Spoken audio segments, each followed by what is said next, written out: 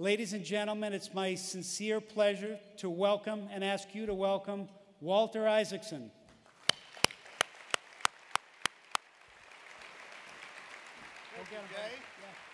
Thank you very much. Thank you very much, Jay, and thank all of y'all for having me here. It's great to be back in what really is my favorite city in the world, and I think probably in many ways the greatest city in the world. It's a great city because it's able to combine innovation with tradition, with sciences, arts, and culture. And I think it's been at the forefront of leading this country as a great country for 4 centuries now. And it's just spectacular to be here and to be so honored to be here with the Johnson family and everybody else that have made Boston great. Especially in this area of Boston where we see the new Innovation Center going up. It really did remind me of what made Steve Jobs special and really everybody else I've written about special. And so that's what I want to talk about tonight, which is the spirit of innovation and how it comes to pass, especially in a place like Boston that stands at the intersection of arts and sciences as it has for so long. I got a phone call in 2004 from Steve Jobs. I'd known him off and on over the years. If you're editor of Time magazine or you're at CNN, he's your best friend a couple days a year whenever he has a new product out. And so I'd hear a lot from him when he had a new product out. But this phone call in 2004 happened after I had finished my biography of Benjamin Franklin and was just wrapping up a biography of Albert Einstein. And Steve said to me, "Why don't you do my biography next?" I must admit, I thought, okay, Ben Franklin, Albert Einstein, you. You know. Ben Franklin had a wonderful line once in his autobiography of the virtues you need to be a great leader. And he listed them: industry, honesty, frugality, and he would practice them every day. And one of his friends in sort of a chamber of commerce, what he called the Leather Apron Club, said to him, "You know, you're missing a virtue, Franklin, that you might want to practice." And Franklin said, "What's that?" And the friend said, "Humility. You might want to try that one for a change." And Franklin said, "I was never very good at the virtue of humility, but I was good at the pretense of humility. I could fake it very well." So I said to Steve, you know, you ought to learn the pretense of humility at times. But then I realized that Steve Jobs was basically the innovation creation myth writ large, somebody who had started a company in his parents' garage and built it up to the greatest and most valuable company on earth. He was also somebody who had transformed industries, created the personal computer industry, changed the music industry, publishing, retail stores, digital animation. And most importantly, I realized that he had a few things in common with some of the other people I had written about. You know, I went to a university here in the Boston area, and if you've done that, you realize there are a lot of smart people in this world, but they don't usually amount to much. They're kind of a dime a dozen. What matters is being an innovative person, an imaginative person. And that's what set Steve Jobs, Albert Einstein, Benjamin Franklin, and Henry Kissinger apart.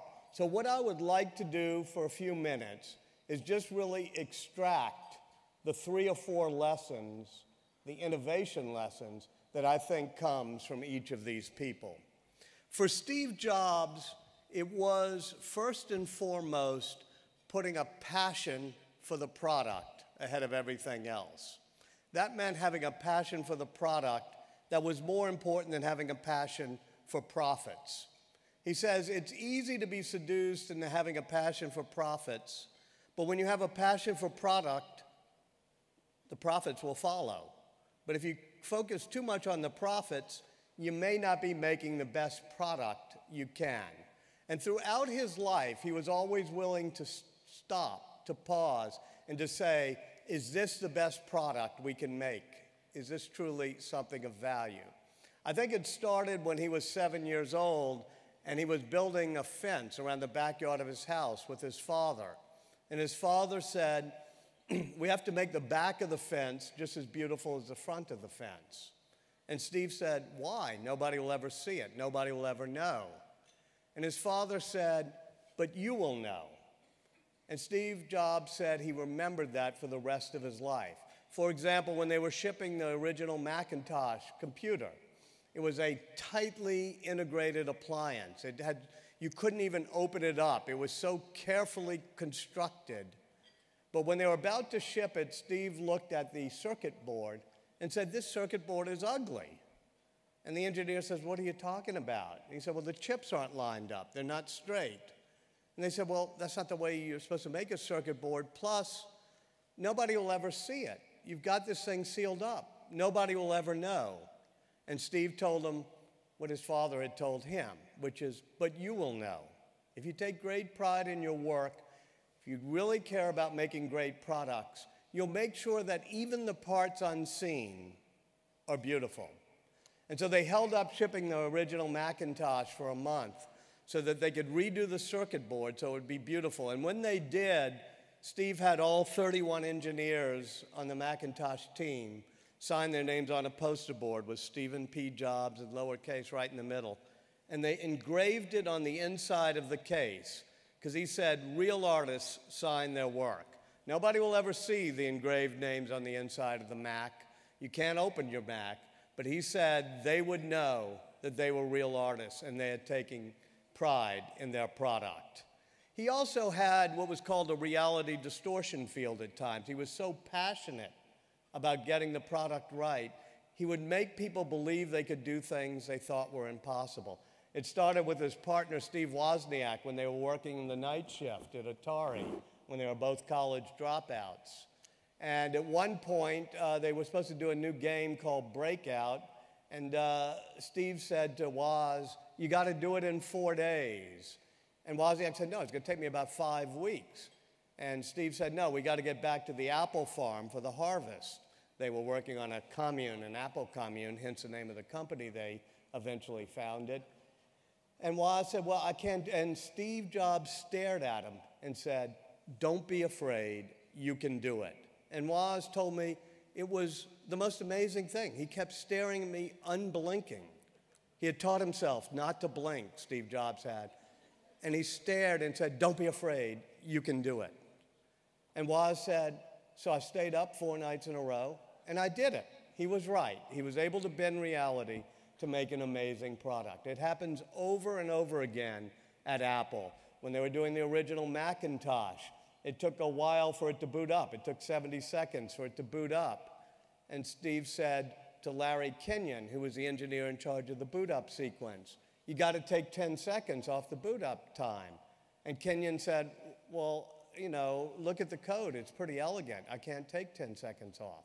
And Steve said, if you could save a human life, would you take 10 seconds off? And Kenyon said, well, sure. And so Steve said, there'll be 1 million Macintoshes sold next year. They'll be booted up a couple of times a week. If you save 10 seconds off the boot up time, that's the equivalent of 120 lifetimes you're going to save. Don't be afraid. You can do it. Kenyon said, I went back to my cubicle, and after 2 weeks, I had shaved 28 seconds off the boot up time. My favorite example of this is when he does the iPhone, and he doesn't want it to have junky plastic on it the way other phones do. He wants it to be a silky, smooth, tough glass that won't scratch. And in China, they can't make the glass. China is where they're making the glass for the Apple stores. There was no glass that met with Jobs' approval. So somebody says, why don't you call Corning Glass and ask if they can do it in America? And Steve, being Steve, just picks up the phone, calls the switchboard at Corning, and says, let me speak to your CEO. And the switchboard says, well, we'll take a message and have him call back. And Steve slams down the phone and says, typical East Coast bull. And Wendell Weeks, who is the wonderful CEO of Corning, hears about it, and so he does what you would have done. He picks up the phone, calls the Apple switchboard in Cupertino, and says, let me speak to Steve Jobs. And they say, put your request in writing, and we'll get back to you. So when Steve heard that, he said, this guy's my type of guy. They met. Steve said, I need this type of glass. Weeks said, we developed a process many years ago for making something really tough like you want, really smooth, really great, but we never manufactured it. It was going to be called Gorilla Glass. Steve made him go through the formula, the ion transfer process, and said, that's it. That's what I want, and I need this much by September because we got to ship the phone in by October. And Weeks said, well, I just told you we don't manufacture it. We don't have any plant that makes it, so I can't do it by September. And Steve says, you can do it. And Wendell Weeks just looked at him. And this is 30 years almost to the day that he did it to Woz. I went up to Corning to have Wendell Weeks tell me the story personally because it was such a cool story. And Weeks said, he just sat there and stared at me, not blinking. And he said, don't be afraid, you can do it. So after Jobs left, Weeks picked up the phone and called a plant that Corning has in Harrodsburg, Kentucky, just south of Lexington. And he knew the plant manager. He said, I want you to transfer your process right away to making this formula for Gorilla Glass. The manager, of course, said, well, we're making flat screen TV glass. We don't have all the formula. We can't do it. And Weeks said, I just told him, don't be afraid. You can do it. Well, lo and behold, that small plant in Harrodsburg, Kentucky, switched right away to making Gorilla Glass, which is why every iPhone in your pocket and every iPad you now has glass made in America by Corning Glass because of that reality distortion field. And finally, I think one of the secrets to Steve's success was a belief in simplicity. Einstein once said that any damn fool can make a problem more complicated. It takes a genius to make it more simple. And Steve Jobs always liked to simplify products so that they were intuitive and felt friendly. The iPod is one of the best examples. So many other companies were making music players. But Steve said, let's do one that people can actually understand, that they actually know how to get the songs in and out of. He said, I want it to be just as simple. 1,000 songs in your pocket, and you get to any song you want in 3 clicks. No manual, no instruction. I think he learned that virtue of simplicity when he and Woz were working at Atari, because those of you who went to college here in my generation, we remember those Atari machines, and they had to be simple enough that a stoned freshman could figure them out after midnight. So they usually just said, you remember the instructions, insert quarter, avoid Klingons. That was the entire instructions. So Steve said, no instructions, any song I want in 3 clicks. And over again, they'd say, well, we need this screen talking about each album and each artist. He said, why do we need that screen? I just want any song in 3 clicks. Finally, they got it right. That beautiful white original iPod with just that track wheel in the middle. Any song you wanted in 3 clicks. No instructions on the track wheel. Intuitive, simple. But when they finished, he looked at the top of the thing and he said, what's this? Actually, he used a 4-letter word between those 2 words, but I won't. And they're a little bit scared to answer. And finally, somebody says, it's the on-off switch, Steve. And he says, well, what does it do? And again, they're a little scared because they kind of know he knows the answer. They said, well, Steve, it turns it on and off. And he says, why do we need it? And suddenly it dawned on them. You don't need a big on-off switch. When you quit using your iPod for a while, it powers down. When you start using it again, it powers back up. It was that ability to get to the essence of things, to simplify things so that they felt friendly to a user. That was part of his passion for product. For Einstein, the real secret to his success was a passion for curiosity. Steve had that as well, but Einstein, to me, was his great genius was his curiosity. In fact, he said so himself. He said, I'm not really smarter than anybody else. I'm just a little bit more curious. I think he had mastered the pretense of humility from Ben Franklin. He was smarter than the rest of us. But, you know, there's so many stories about him, including when he was age 7. And his father gave him a compass. And he said he went into the backyard and looked, and the needle always twitched and pointed north. He said, I was just so curious about it. I spent days trying to figure out, nothing's touching that needle. Why does it twitch and point north? Why does it move when there's nothing physical making it happen? And now you and I remember getting a compass, when we were kids, and we go, oh, look, wow, it points north. And, a few minutes later, we're on to some, oh, look, a dead squirrel, and we forget all about the compass. His entire life, he remained curious about things that to you and me would seem mundane, like what is a force field? Why does it twitch and point north? And as he's trying to figure it out in high school and college, he looks at Maxwell's equations, which describe a force field. And when you look at Maxwell's equations, or if you're Einstein and you look at Maxwell's equations, something jumps out at you, which is the field always has to travel at the speed of light, whether it's a light wave or radio or a electric wave.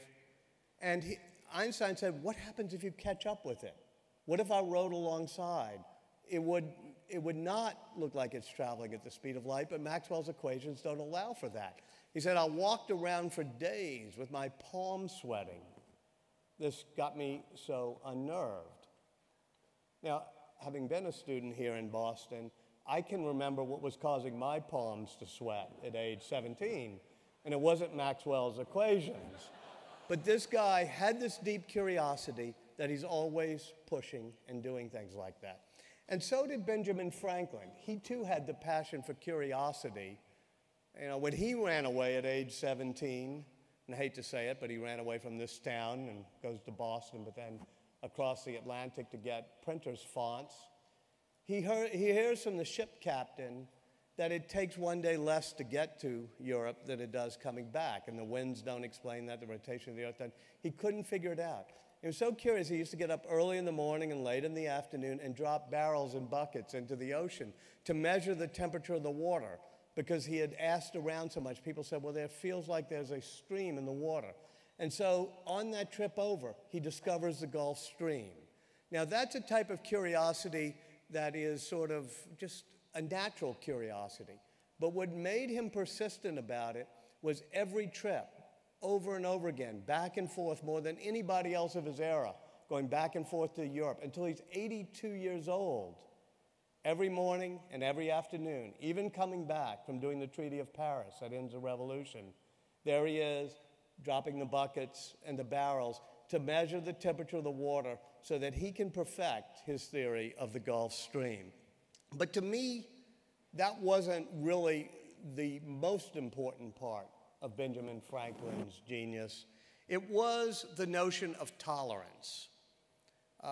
One historian once wrote that all Benjamin Franklin gave us was a notion of a good-natured religious tolerance.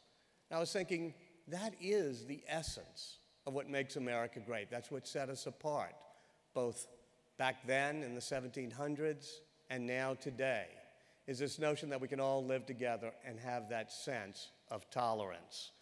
It was something that he always questioned and he did it through every meeting, every gathering he went to. If you look at him in the Declaration of Independence, when he and Franklin and John Adams have been appointed by Congress to write a draft of the Declaration. It's probably the last time Congress appointed a good committee, but this was a really good committee.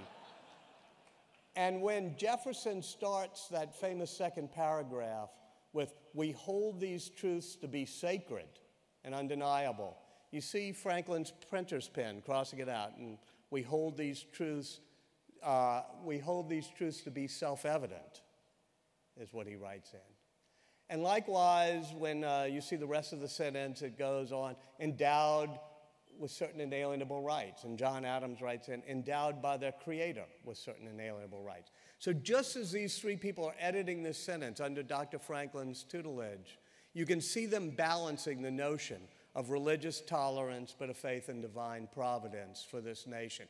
It was that type of balance I think we've lost today, that notion of tolerance, but still having a sense of our divine providence. It happens too at the Constitutional Convention when they're about to pull each other apart on the big state, little state issue. And Franklin gets up, and after the Connecticut Compromise has gone down in flames, he comes up with his own compromise of the House and the Senate, big state, little state, equal votes per state versus proportional representation. And he tells everybody to line up and sign it. And he said, when we were young tradesmen, in Boston, Philadelphia, and we had a joint on a table we were making, and it didn't quite fit, we'd take a little from one side and shave a little from the other until we had a joint that would hold together for centuries. And he said, so too here we must each part with some of our demands. And his point was that compromisers may not make great heroes, but they do make great democracies. And that was the notion of the good-natured tolerance that I think that he gave us. And it was expressed both in this city and in Philadelphia with that civic engagement is what you stand for here in this group. This notion of public-private partnerships, this notion of civic associations that Ben Franklin almost every month started, a library, a street sweeping corps, a militia corps, an insurance association, a tradesman association. He always believed in these partnerships that would make us stronger. And, I think Boston, Chicago, there are few cities where that flame is alive, and it really reminds me of the greatness of the American spirit that was inculcated in my mind by Benjamin Franklin and what he stood for. And finally, there's a quality that all three of these people share. It's a quality that Steve Jobs would have called the think different quality. For Benjamin Franklin, he would look at things and always be able to step out of the box, to think a little bit differently. For example, people thought lightning was thunderbolts from God. They used to consecrate the bells to stop it. Franklin said, it reminds me of the sparks that come out of the batteries we've been making. And he said, let the experiments be made. And that was that kite flying experiment we learned about in grade school. But it was actually one of the most important scientific advances of our time, as he thought differently and tried to figure out how you would capture lightning, how you would draw it down as electricity, how you would create lightning rods, which he does do. And it was putting a way of thinking different into practical use that was part of Franklin's genius. And as for Einstein, he was always questioning things too, thinking different. For example, the very first paragraph of Newton's Principia, which nobody had ever challenged, starts by saying, time marches along second by second, irrespective of how we observe it. And Einstein is a patent clerk in Bern, Switzerland. He couldn't get a job at a university. He's looking at patent applications for synchronizing clocks. Swiss had just gone on standard time zones, and if any of you know any Swiss people, they tend to be rather Swiss. So they really love it to strike 7 in Bern the exact same moment it strikes 7 in Zurich. And you need to send a signal to synchronize the clocks. And the signal travels at the speed of light, a light signal, a radio signal, electric signal. And you still have this patent clerk who's still wondering, what if you catch up with the light beam? And so he questions and thinks different from what Newton would have done. And he says, well, maybe what happens is as you're approaching the speed of light, time slows down for you. That time is relative, depending on your state of motion. It was just an intuitive leap that comes from being willing to challenge, to rebel against the conventional thinking. And for Steve, I remember when he read me once, actually didn't read me, recited from memory the ad that he helped write when he came back to Apple in 1997. It was a Think Different ad. Here's to the misfits, the rebels. And it goes on about the people who think different. And he says, and those who are crazy enough to think they can change the world are the ones who do. And it was that spirit of always saying, I've got to be a bit of a misfit and a rebel. He told me that the greatest piece of advice he could give anybody was what was on the back cover of the Last Whole Earth catalog, with that country road there, and it just had, stay hungry, stay foolish. He said, if you're not always questioning things and thinking different, it's like Bob Dylan, his favorite poet, said, if you're not busy being born, you're busy dying. And he said, we always have to stay hungry and stay foolish. That's what allows us to challenge conventional wisdom and think different. They all, too, and I'll end with this, had a spiritual sense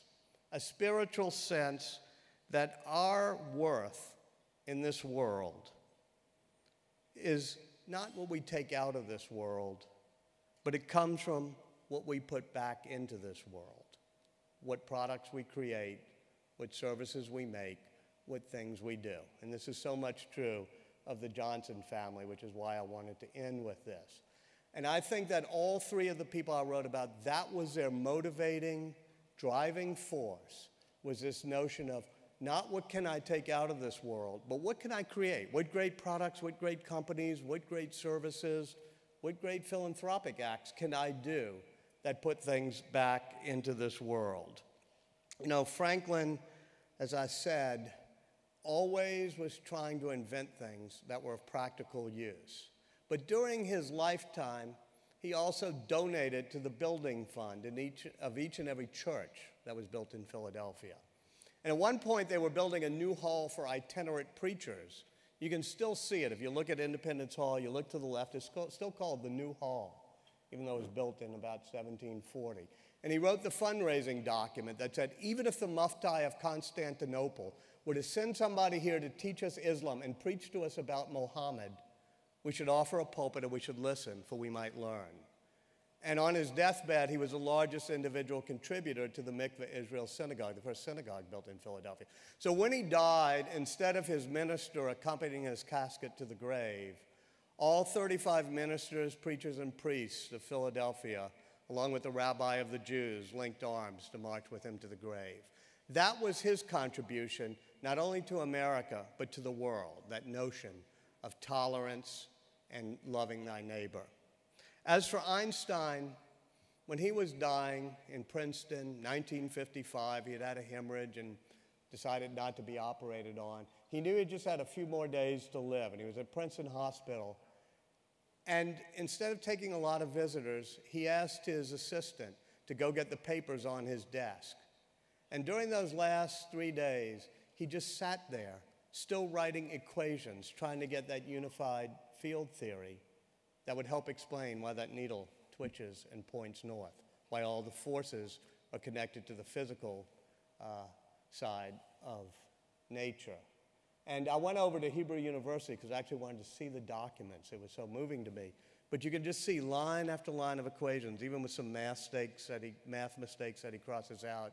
And finally, at the end of the last page, the very last line starts to dribble off as the pain becomes too great. And just before he goes to sleep for that last time, he just writes one last line of equations that he thought would get us just one tiny step closer to the spirit manifest in the laws of the universe. And as for Steve Jobs, when he was sick late last summer and it looked like he might not make it, I remember sitting down with him. He was lying down. And I talked to him about that notion he had of putting things back into the flow of history. He said, that's all I really tried to do in my life. I really gained from other people who went before me, who made amazing things, came up with amazing discoveries, and I took that out of the flow of history. I just hope I put as much back into the flow of history. And I said, well, are you still spiritual? Do you still believe in God, that there's something larger than just this moment we're here on this planet? He said, yeah, I really like to think so. I'd like to think that your spirit lives on after you die, and all you accomplish lives on, and that your experiential wisdom somehow endures in some form, in some incarnation, after you're gone. And then he paused for a moment and he said, although sometimes I worry, it's just like, maybe it's just like an on-off switch. You die and click, you're gone. I was kind of taken aback and silent. And then he smiled at me with that half smile and he said, maybe that's why I didn't like to put on-off switches on Apple devices. Anyway, thank you all very much, and thank you for what you do for the city of Boston. Thank you.